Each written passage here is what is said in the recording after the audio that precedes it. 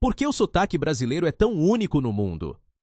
O Orimundo te leva numa viagem fascinante para desvendar o segredo por trás do jeito que falamos. Um som que encanta, confunde e define quem somos. Não é só português com um toque tropical. É uma mistura explosiva de povos, histórias e culturas que nasceram aqui e se transformaram em algo novo. De indígenas a africanos, de colonos a imigrantes, cada voz deixou sua marca na nossa. Prepare-se para curiosidades que vão te surpreender e verdades que ninguém te contou. Aqui, horizontes se quebram e a história ganha vida. Tudo começa em 1500, com os portugueses pisando em solo brasileiro. O português que trouxeram não era o de hoje. Era um idioma do século XVI, falado em Lisboa e no norte de Portugal, cheio de vogais abertas e sons nasais que soavam quase cantados. Pense num ão bem forte em palavras como pão ou mão. Os colonos, marinheiros e jesuítas falavam assim, e esse foi o ponto de partida do nosso sotaque. Mas o Brasil era um caldeirão.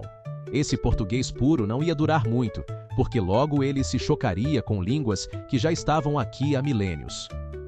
Os povos indígenas, como os tupis, foram os primeiros a deixar sua assinatura no nosso sotaque. Línguas como o tupi-guarani, faladas por milhões antes da chegada dos europeus, tinham um ritmo suave, com consoantes leves e vogais longas. Isso influenciou os portugueses que conviveram com eles, especialmente no litoral e no interior. O R caipira, que enrola como em porta, é um eco direto do tupi, segundo linguistas como Ataliba T. de Castilho. Palavras como abacaxi e mandioca vieram de graça, mas o jeito de falar, mais melódico, foi um presente que ficou.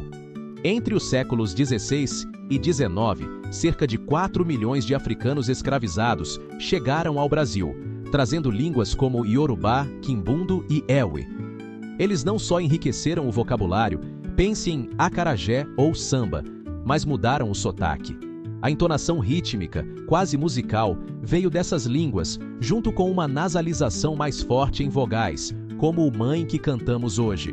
Os africanos simplificaram sons complexos do português europeu, e esse legado vive em sotaques do Nordeste e da Bahia, onde a presença deles foi gigantesca. Em 1822, com a independência, o Brasil cortou laços diretos com Portugal, e o português daqui começou a andar sozinho. Enquanto lá o idioma pegava influências francesas e espanholas, cá ele se misturava com o que já tínhamos, indígena, africano e rural. O resultado? Um sotaque que os portugueses de hoje acham diferente demais. O TI virando TI no sudeste, como em tchau, ou o D virando DI no norte, são marcas dessa evolução solitária que deu ao Brasil uma voz única no mundo. Vamos para o interior. Aquele R enrolado, quase americano, que ouvimos em porta ou carro. Ele não veio do Zéu, mas dos indígenas, especialmente os tupis, e se fixou em São Paulo, Minas e Goiás. Linguistas dizem que esse som retroflexo, quando a língua vira para trás, é raro em línguas europeias, mas comum nas nativas daqui. Os portugueses do sertão adotaram isso, e o R caipira virou símbolo de um Brasil rural que resistiu às normas da capital. Hoje é um charme que Hollywood ama copiar. E o famoso S carioca, que transforma este em este. Ninguém sabe ao certo de onde veio, mas há teorias.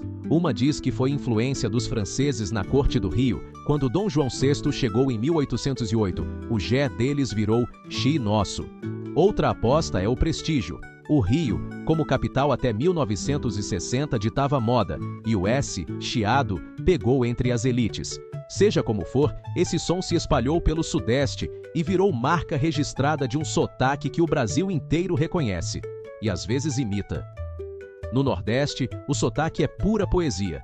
A influência africana e indígena é mais forte aqui. O ritmo acelerado, as vogais abertas e o R, que quase some em palavras como falar, vira quase falar. O tráfico de escravizados concentrou-se em estados como Bahia e Pernambuco, e as línguas africanas deram um tom cantado ao português local. O calor humano do povo nordestino se reflete nesse jeito de falar, que encanta forrozeiros e poetas há séculos. Um sotaque que não tem igual. No sul, a coisa muda. A partir de 1870, mais de 1 milhão de italianos, alemães e poloneses chegaram ao Rio Grande do Sul, Santa Catarina e Paraná. Eles trouxeram sotaques duros, com consoantes marcadas e menos nasalização. O R gutural, como em carro, com som de garganta, veio dos alemães, e o L, no fim das palavras, como futebol virando futebol, tem eco italiano. Esse mix com o português criou um sotaque mais seco, que contrasta com o resto do Brasil. No norte, o sotaque é lento, quase como se a Amazônia ditasse o ritmo. Línguas indígenas como o Nhengatu, falado até hoje em partes do Amazonas, deixaram marcas, pausas longas e vogais esticadas, como em Maanaus. O isolamento, com rios separando mais que unindo, preservou traços do português antigo e indígena. É um sotaque que reflete a calma da floresta, mas também a força de quem vive nela, diferente de qualquer outro no país. Quando a corte portuguesa fugiu para o Rio em 1808, trouxe um português chique que influenciou o Sudeste. O sotaque da elite carioca, com aquele S chiado e vogais claras, virou padrão de rádio e TV no século XX. Novelas e locutores espalharam esse jeito de falar, fazendo o Brasil achar que o carioca era o sotaque oficial. Mas a verdade é que cada região lutou para manter sua identidade, e o prestígio do Rio nunca apagou a diversidade que pulsa no país. No século XX, a televisão acelerou a mistura dos sotaques. A Globo, desde os anos 70, usava o sotaque carioca como base, mas atores de todo o Brasil, nordestinos em Tieta, gaúchos em O Tempo e o Vento, mostraram a variedade. Isso criou um sotaque brasileiro meio genérico, que turistas ouvem e acham padrão. Mas quem vive aqui sabe, o jeito de falar muda a cada esquina, e a TV só arranhou a superfície dessa riqueza linguística. Os portugueses perguntam: por que vocês falam tão diferente? A resposta está na história. Enquanto Portugal evoluiu com influências europeias, o S deles virando ESH, em Lisboa, por exemplo, o Brasil foi moldado por indígenas, africanos e imigrantes. O português daqui ficou mais aberto, mais nasal, mais vivo. Um estudo da USP mostra que 80% das palavras são iguais, mas a pronúncia é outra língua. O sotaque brasileiro é um grito de independência que nasceu em 1822 e nunca parou de crescer. Quer fatos curiosos? O tu do Sul e Nordeste vem direto do português arcaico, enquanto o você do Sudeste é mais moderno. O R caipira já apareceu em filmes de Hollywood, imitado por astros que nem sabem sua origem tupi. E o sotaque amazonense, com suas pausas, já foi chamado de o mais sexy por linguistas gringos. Cada pedaço do Brasil tem um som que conta uma história, e o Orimundo te leva para dentro dela. Isso é Orimundo, a origem do sotaque brasileiro, um mistério que não é só português, mas índio, africano, europeu e nosso. De Lisboa a Seul, nenhum lugar fala como nós. E agora você sabe por quê. Dos R's caipiras aos S's chiados. Cada som é um pedaço da nossa alma. Inscreva-se agora, comente qual sotaque você ama ou odeia e compartilhe essa viagem.